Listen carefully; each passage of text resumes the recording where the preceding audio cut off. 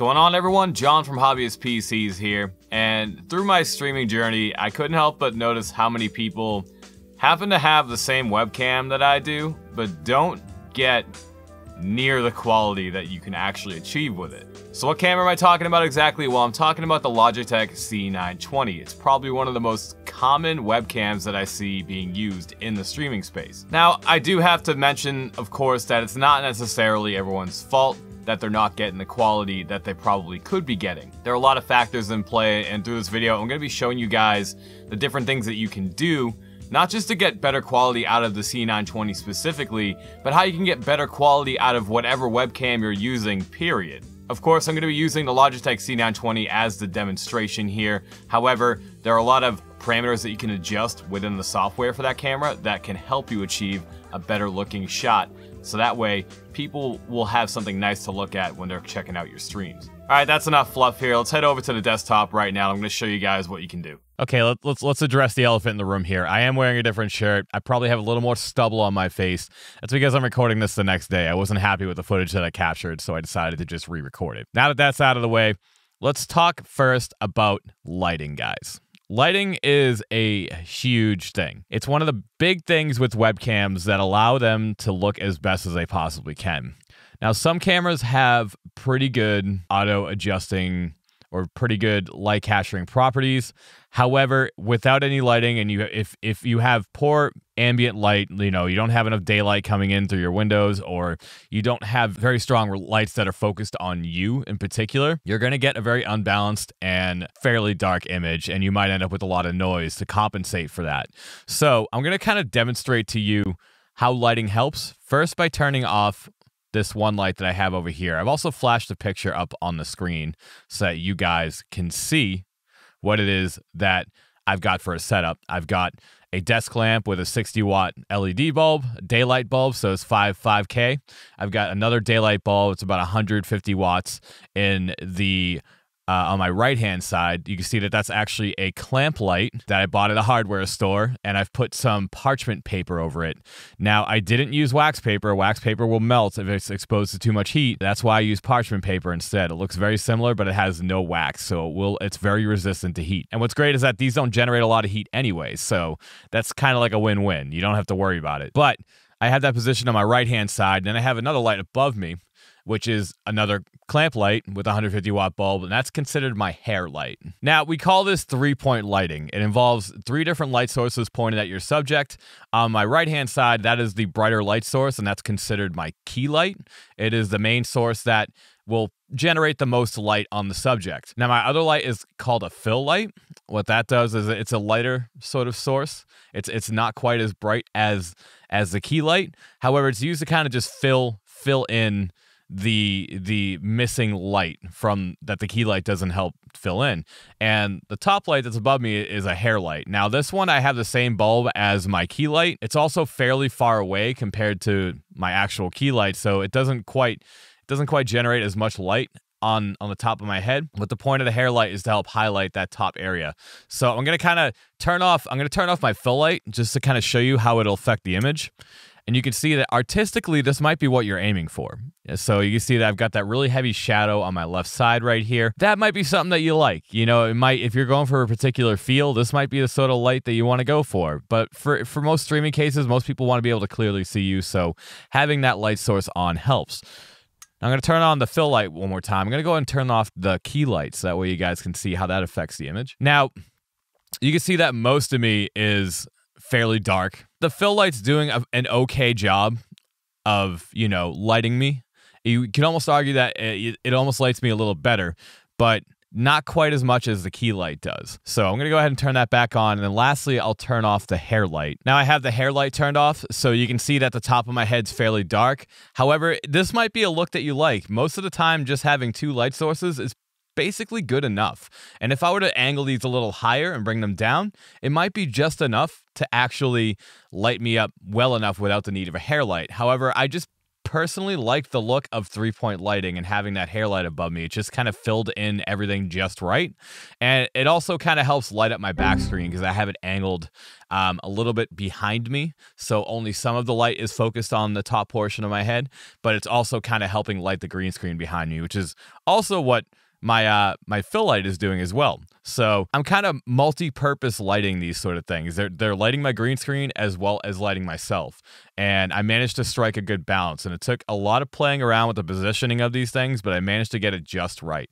So if you guys are looking for, you know, a way to light yourself so that you get your webcam to look good, this is the key, guys. It's good lighting. So play around with it and get it nice. Now I'm just going to show you one more thing because this is going to go into our settings. I'm going to show you why you might want the lighting in order to achieve this sort of look.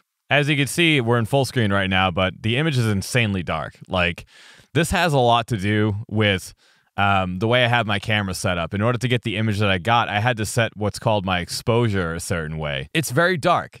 And without the lighting, this is what it would look like. So this is why lighting is also very important, because it can help you achieve that image that you're going for. What I'm going to do now is I'm going to go ahead and turn my lights back on, and we're going to go in and start looking at the settings. All right, now that we got the lights turned back on, you know, everything's normal. I got my fill light, my key light, and my hair light all turned on. This is what it's supposed to look like. I'm going to go ahead and swap back to desktop real quick. And what we're going to do is we're going to right-click on our camera. In my case, it's the video capture device. And we're going to head down to properties. One of the first things that you're going to want to adjust on this is the resolution. Right now, I have my resolution set to 1920 by 1080p, 30 FPS. Now, one of the little quirks with the c920 specifically is that some people experience issues with freezing. And this sometimes happens as a result of the resolution and the frame rate not playing nice with just the encoding. So if you experience a lot of freezing with your camera, consider dropping your resolution to 720p. I'm not going to do it in this video because I'm not experiencing any issues right now. And maybe also consider dropping your frame rate to 24 FPS. That fixed my issues with streaming because I was experiencing the same issue with both the Logitech c922 along with this particular Logitech c920. So this is something that I think you should consider if you're experiencing that issue. I just want to get that out of the way. But like I said, we'll leave it at 1080p for now. We're going to scroll down to video format. Personally, I leave this set to any. MJPEG is the general standard that a lot of people use. But if you find that using that particular standard doesn't work out, just set it to any. The other two, I think, are used for special circumstances. I don't actually know what they are. I'm not a video expert by any means, but I've been getting by just fine by leaving it on any. So you can leave that there. As far as the YUV color space, I leave this on default. I think OBS uses 709, and I've seen some instances where the people use 601 and it looked okay, but, you know, whatever you think works out. I say try and bolt out, whatever looks better for you. I personally leave it on default. And as far as the YUV color range, I suggest setting it to partial. Now what I'm going to do is I'm going to swap this real quick to full. And you'll notice that the image looks really washed out. Like, just look at that comparison. I mean, I'll go ahead and I'll swap back to desktop one more time, swap it to partial, and you can see that just the image just, to me, looks better balanced. And I think it has to do with the way OBS works. I'm not specifically sure what, again, I'm not a video expert, but just by looking at the two side by side based on my system configurations, this makes the most sense. So stick with partial for now. Okay, now we're back on the screen here. Of course, the buffering, you can just leave that alone. I think this has to do with just ensuring that you've got proper sync with your audio and stuff like that. I think that's what it's for. I haven't personally had to mess with this. I've been fortunate to not have to worry about those issues, so I can just leave it on auto detect. As far as the audio output mode, like, ignore it if you have a mic source like this, so you're not going to have to worry about it at all. Now, since we've got all these different settings sorted out here, we're going to go to configure video. Now you're going to get this prompt here. This is actually Logitech's UI for adjusting the camera settings. And I have to note right off of the bat that this might look different for you depending on what exactly it is that you have in terms of your system. Now, I don't know why this is the case, but the UI that I have on my Intel system here looks completely different from the UI that's on my AMD system, and I'll like post a picture of that on the screen for you guys right now. And personally, I like the one that I've seen on the AMD system a lot better because I have numerical values for my sliders, so I can remember my settings a lot easier. But they function the exact same. So don't worry about whether or not you have one UI over the other. The sliders are going to function very much the same. So why don't we go ahead and just get into some of the different features that are available. Now, looking at the web control tab, the main thing that you're going to be concerned with here is the autofocus. What autofocus does is that it focuses on a particular object and it tries to keep that object in focus at all times, and it does it automatically. Now, autofocus would be great if you could specify what it is that it needs to focus on. I think it has like an automatic face recognition, so it's probably going to end up focusing on a person's face. But the main reason why you're probably going to want to take this off is because, for one, you're streaming, you're going to be sitting in one spot the whole time. And anytime the autofocus triggers, it's going to be distracting to the viewer. Viewers notice it. So I'm going to go ahead and just turn that on. I'm going to try to just move around a little bit and kind of see if I can get the autofocus to turn on, because it's very unpredictable. It doesn't turn itself on consistently. Like, what happens is it'll just kind of like phase in and out, and it looks insanely distracting. I'll go ahead and click save. Let's see if we can get the autofocus to mess up and do its thing. But anyway, it's really unpredictable. Like, it just tends to mess around. Not all webcams have very good autofocus, so I usually recommend just turning it off. And all you have to do to get yourself in focus is to adjust the slider until you get it so that you're as sharp as possible. Now, if you have a backdrop behind you, and of course I don't have one, you might want to try to balance the focus so that you're in focus, but so is your background. That's totally understandable. But if you're not concerned about it, just balance the focus so that only you come in focus. You might need to make tiny adjustments to get that just right. However, for me personally, I've found the best result is for me to just pin it all the way to the left, and I get the best possible focus. Might not be the case for you guys, depending on how close the camera is to you or how far away it is, but webcams generally focus better on objects that are close to it. So find the right balance there and find your focus, and you'll be good to go. Next, we're going to head to the advanced settings tab. We're going to talk first about what right light does. It's basically an auto exposure and gain adjustment. So what exactly does this do? When I turn it on, what it's going to do is automatically set the exposure and gain to what it thinks gives the most balanced image. The problem I have with it is that it typically doesn't do a very good job of it. So I'm going to go ahead and turn it on. And this is what the camera considers to be a balanced image. Look at my frame rate. It's not that good. There's just clipping. If you don't know what clipping is, you can see that the sort of highlights on my face are extremely bright, and you can see that it's actually adjusting itself as I move. So like, if you have this turned on, if you have auto exposure or right light or anything that automatically adjusts the exposure and gain on your image, and you have, for example, color changing lights behind you, this is not something that you want to have on. You want to make sure this is turned off all the time. So what I'm going to do right now is I'm going to just click that off. I'll turn off the auto gain, and I'll try to get it back to where I had it. Now, based on my lighting, this is about where I had it. Somewhere right around here, I think it was. See, that's still a little too high. So I'm going to nudge this over just a little bit. And that seems to be pretty good to me. Maybe a little dark. We'll bump it back up to here. That seems to be pretty good. So what happens when you have the exposure too high? Here, I'll show you. First off, you get an extremely bright image. The higher your exposure, basically what that it does, it's kind of like a combination of aperture and shutter speed. The higher the higher exposure, the slower the shutter speed, so it allows more light to come in. The downside of that is that because the shutter speed is slower, it results in a slower frame rate. So you can see that we just got this stuttery image every time we move around. That isn't what we want. We want a smoother image than that. So when we have the exposure, have a faster shutter speed, we get a really dark image, but our frame rate is hella smooth, right? I mean, it looks great to me. Like, the frame rate's really cool. And you would probably think to yourself, why don't I just drop the exposure super low and just turn the gain up? The problem is that you end up with a lot of noise. Now, obviously, this isn't looking as good as it possibly could here, but if I get it back to where it is, and I'll go ahead and full screen it, you might notice that there's some noise in the image. You see these sort of like the snowy look in the image, and it just doesn't look right to me. That's what happens when you turn the gain up too high. You want to get a nice balance of exposure so that you get a decent frame rate, but also you have yourself properly exposed in the image, but you also want to only have to use the gain a little bit to compensate.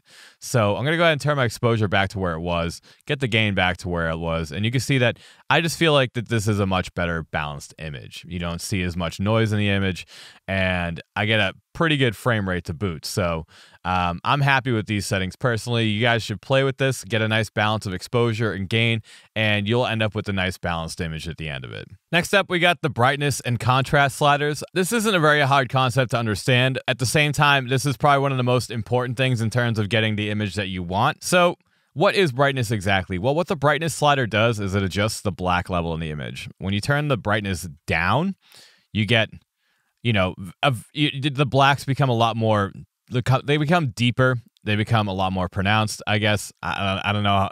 You just get deeper blacks. But the problem is that when you turn it all the way down, you also lose a lot of detail in those blacker areas. When you turn it all the way up, you get a very washed out image, but you see a lot of that detail within those black areas. And you can actually see it pretty well on the black stripes on my sweatshirt. Now, it's fairly balanced when you set it in the middle. However, I can also nudge this down just a little bit to make those blacks appear a little deeper than they should. But I still retain some of the detail within the shirt. You can see the folds in my shirt pretty well. You don't want it to go too far down. You saw it happens when it's too extreme, but you also want to make sure that you're retaining the detail within those black areas if there is any there. So that way the person looking at the image isn't, it is able to see what is actually there. Let's talk a little bit about contrast now. So contrast is basically, as its name implies, it's a contrast between the whites in your image and the blacks in your image. Now, I have on my sweatshirt black stripes, white stripes, so you're going to see this difference pronounced pretty significantly. I'm going to start by turning the contrast all the way up, and you'll see what I'm talking about as far as increasing the difference between the two. You'll notice that the blacks are extremely black and the whites are extremely white. The whites are almost clipping in the image, and the blacks have almost no detail whatsoever.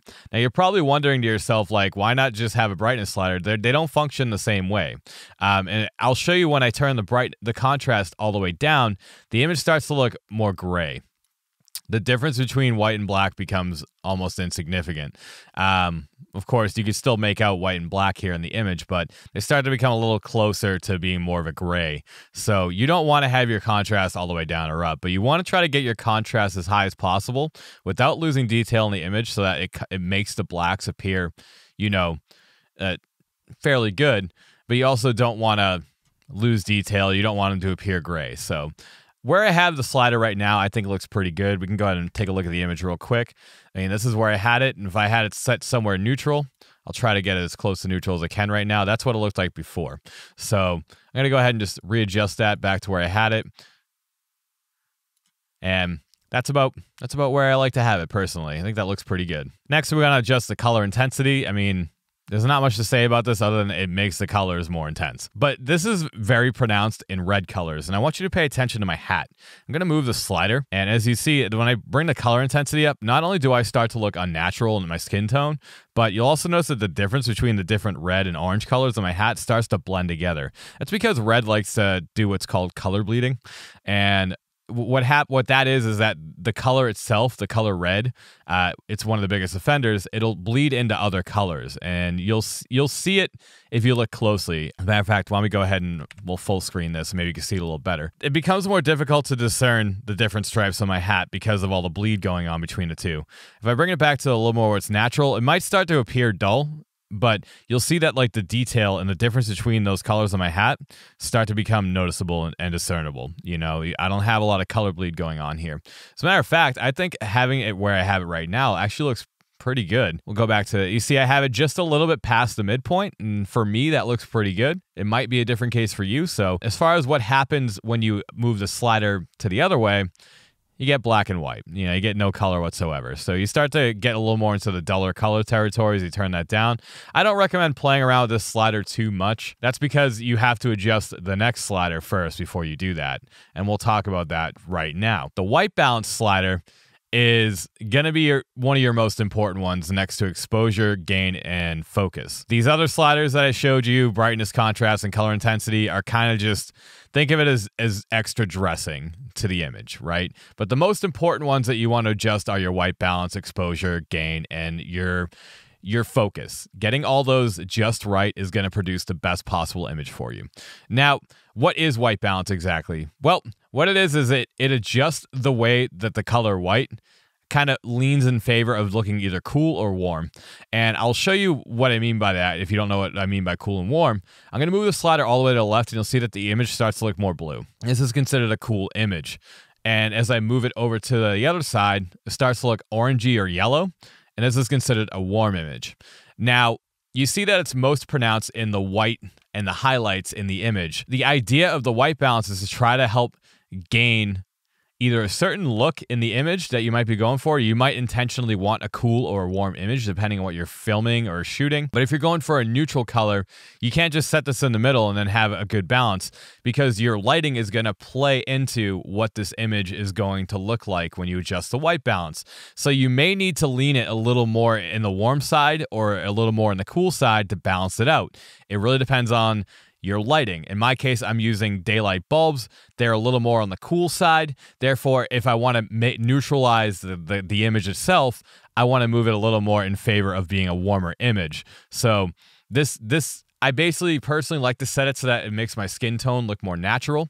And after I get that nailed down, that's when I start adjusting my brightness, my contrast, and my color intensity. Now, why do you want to keep white balance off? Well, auto white balance, I should say.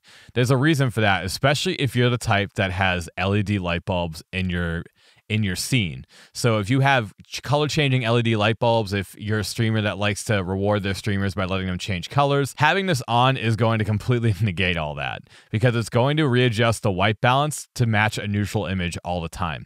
Now, you can see that this is what the camera thinks is a neutral image right now. And I'll pop it up at full screen. This looks kind of cool. A little, and I'm not saying cool as in that's pretty cool. No, it's cool as in it looks a little too blue. This is not my natural skin tone. This is not what the room looks like to me. So I'm going to adjust the white balance to make it match what it should look like. I'm going to slide it back. It's a little warm right there. I think right about there is pretty close to what I would normally look like in the room around me. So, and I'll pop it back on the screen so you can see where it is. It's somewhere in the middle, but leaning a little more on the warm side. That's just to compensate for my light bulbs that I'm using in my lighting. So make sure that you play with the white balance. Get it just right. And don't put it on auto. Just don't put it on auto, especially if you have these LED light bulbs. It's just, you're robbing yourself of the potential of getting a better image. So focus on your white balance, guys. Get it right. And lastly, of course, I want to point out the anti-flicker. This isn't super important, but this is going to depend largely on your region. You've got two settings here on this particular camera. One is NTSC, the other one is PAL. Those are very region-specific settings. NTSC is for North America, and PAL is for Europe, Australia, and certain other regions that use the 50 Hertz power standard. This is reflected mostly in the light sources that are shining on you. What will happen is if you have this set incorrectly or if you have it turned off, you get these sort of scrolling bars on your screen because the light isn't in sync, or I should say the power delivery of the light is not in sync with the camera's frame rate.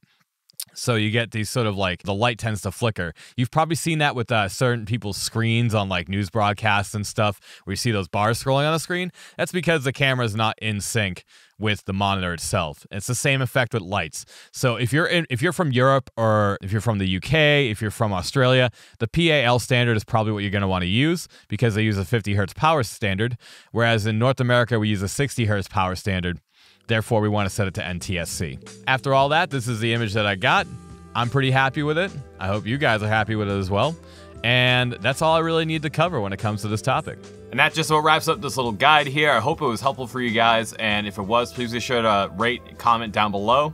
Let me know if you liked it. Thumbs down if you didn't like it. And of course, in the comments down below, if you have any more further questions, please feel free to ask. The Discord is also a great place to go to ask questions. There'll be a link down below in the description, along with my various links to social media pages, as well as a link to my Twitch page. I stream there twice a week. It's a great place to kind of interact with me live while I play some fun games, and maybe you might even get in and play some games with me as well. There'll also be a link to the Hobbyist PC's merch page down below as well. If you're interested in buying a coffee mug or a t-shirt, that's what I currently have available, and I'm looking into expanding a little further down the road. And if you'd like to stay up to date with everything going on the Hobbyist PC's YouTube channel, please be sure to subscribe and hit that bell icon for notifications. You'll be notified anytime we update to the channel. I appreciate you guys taking the time to watch the video. Thank you so much for watching, and have a pleasant day, everyone.